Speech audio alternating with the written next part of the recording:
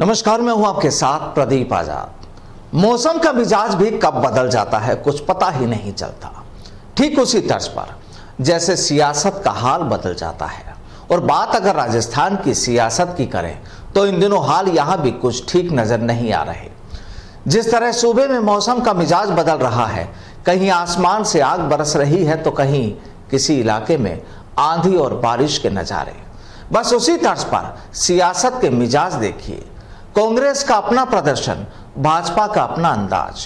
कांग्रेस जहां एआरसीपी यानी पूर्वी राजस्थान नहर परियोजना के मुद्दे पर भाजपा को निशाने पर ले रही है, तो वहीं शांत होते जा रहे करौली मुद्दे का भाजपा अब अपना सियासी हथियार बनाकर कांग्रेस से आमना सामना करने को तैयार।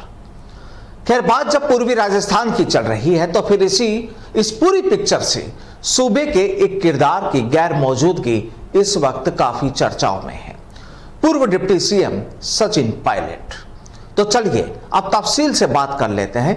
अब देखिए, सूबे के मुखिया अशोक गहलोत कहते हैं कि कांग्रेस अजमेर, जयपुर, दौसा, करौली, सवाई माधोपुर, झालावाड़, बारां, कोटा, बूंदी, टोंक, अलवर, भरतपुर और धौलपुर में पूर्वी राजस्थान नहर परियोजना यानी एआरसीपी को लेकर प्रदर्शन कर रही है।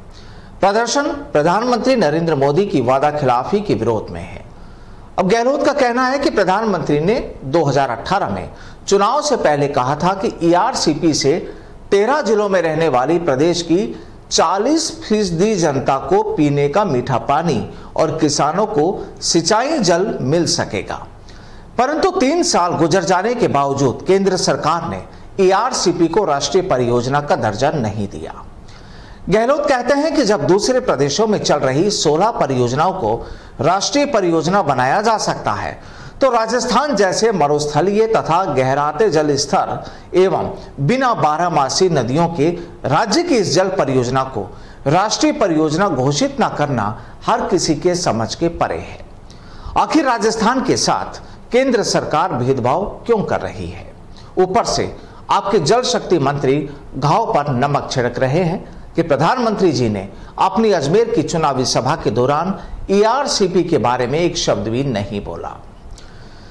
तो सवाल यह कि बात जब पूर्वी राजस्थान के विकास की हो और इसी पूर्वी राजस्थान से अपना गहरा ताल्लुक रखने वाले पायलट अपने प्लेन को लेकर कहीं और उड़ जाए, तो फिर कहानी कैसी होगी?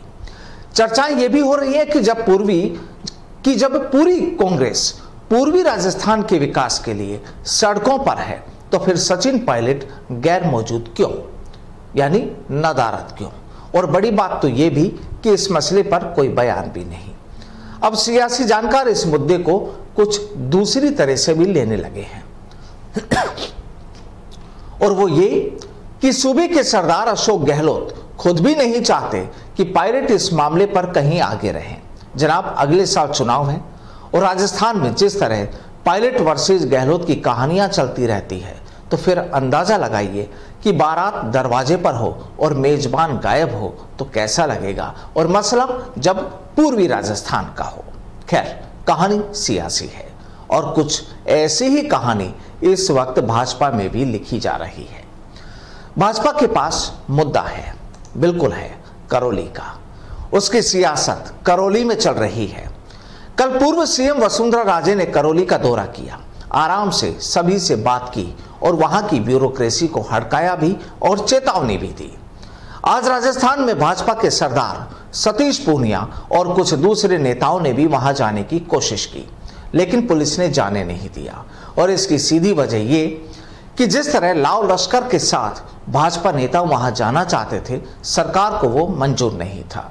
बीच रास्ते से सभी को बैरंग लौटा दिया गया। पुलिस ने पहले हिरासत में लिया, फिर छोड़ दिया गया। तो सवाल ये कि अगर आप किसी का हाल पूछने जा रहे हैं तो फिर लवाजमे की जरूरत कहां थी?